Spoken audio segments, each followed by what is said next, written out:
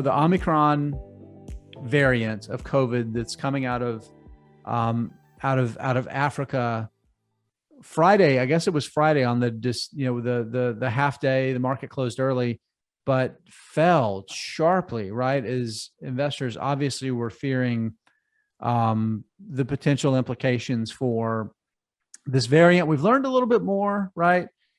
We still don't really know exactly how virulent it is. What is the health risk, right? Is it less deadly? Is it a milder form of the disease? We're still learning that. And there's some indications maybe it's a little bit milder, but we really don't know.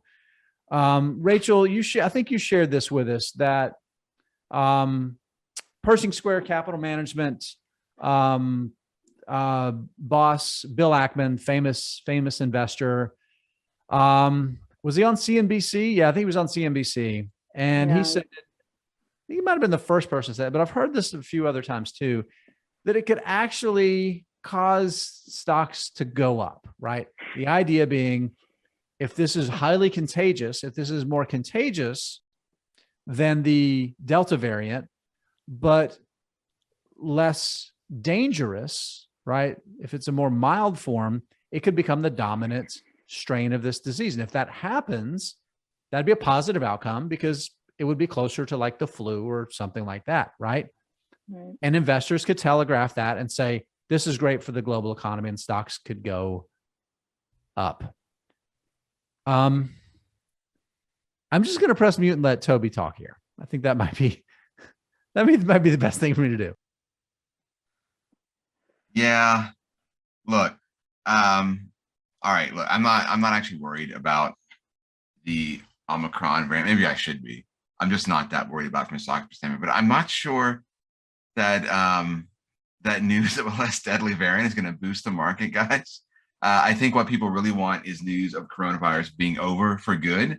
I think that would boost the market. If what we're talking about is, oh, we got this variant, but it's not so bad, maybe that maybe, but I don't see that. I really don't see that.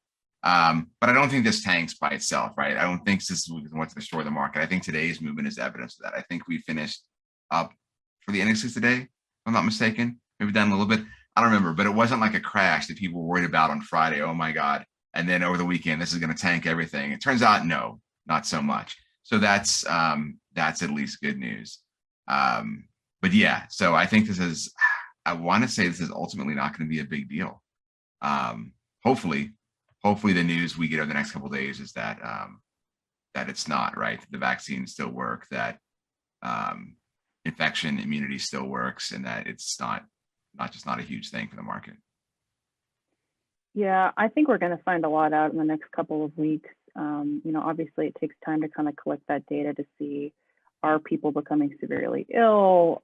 What are the mortality rates, looking like? So definitely fingers crossed that all of that is positive. I think some of this is definitely a lot of kind of prognosticating, and it makes for great headlines.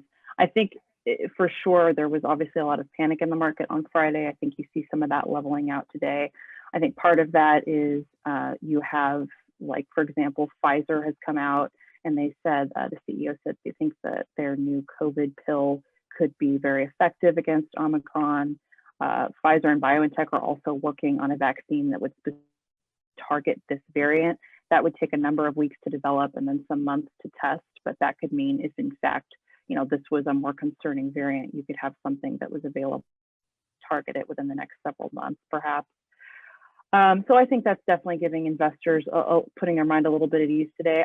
I think there's really no way to know exactly what's going to happen here. I am very hopeful, based on the data we have so far, that this will not cause more severe illness, and that in fact, I think if investors see that data, could be very good for the market in that sense, because there's not so much the concern of, global closures again and what that could mean for global economies.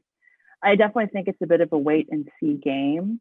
I know one of the things investors are worried about is, could this potentially cause another correction if in fact it turns out that this variant does cause more severe disease or potentially impact graver mortality outcomes.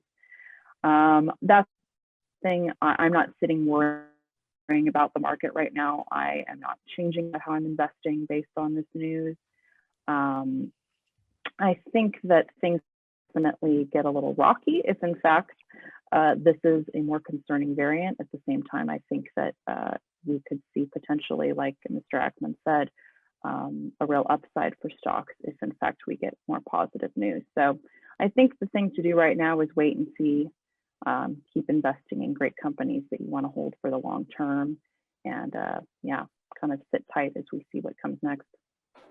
Yeah, I think it's a slow news day. And I think it's just Ackman getting like FaceTime, right? I really do. I think that's basically it. You know, Possibly. that's the story, right? It's week after Thanksgiving. There's not a lot going on. We could tail end of earnings season. CNBC's filling time. Ackman's always looking to get on TV. Whatever. I don't know. I guess there's a part of me that's like, if this is something that helps like the average investor who like hasn't really found the power of just long-term buy and hold and asset like position sizing and not having money you're going to need in the short term in stocks anyway, right? For those folks, if it helps them just hold, I love it, right? That's fine. It's great, right? Right. If it gets people to do the right thing for just some kind of a dumb reason because Ackman said it, okay, that's cool. I think the thing to remember, and this is what I wanted to say, is that it took me a long time to realize this, is that I don't care how specialized your knowledge is, how early you get it. Computers have already factored it in and priced it before you could even sign into your brokerage account, right? So looking at these things, there's like trade opportunities. I think it's too easy to fall into that trap, right? Don't waste the time. This is the way I think about it. I'm not going to waste the time that I could be doing something productive, whether it was, working on my disc golf game, or like productive towards investing, reading a 10K of a company that I've thought was interesting. And now I have 10 minutes I can start reading instead of trying to make the perfect trade on these sorts of things. I just think it's a thing and it's noise. And in theory, I guess I get it, right? I guess I get the idea that, maybe hospitalization rates start falling, right? All of the positives there. People are like, okay, well, I'm going to start traveling now. People that weren't traveling before, people that still haven't gone back to restaurants, gone back to bars, gone back to concerts. Those things start opening up. Yeah, but I mean, is that a bull market? Is that just a stock market thing, or is that like a broad economic recovery thing and the world's better for it? That's just kind of how I think about it.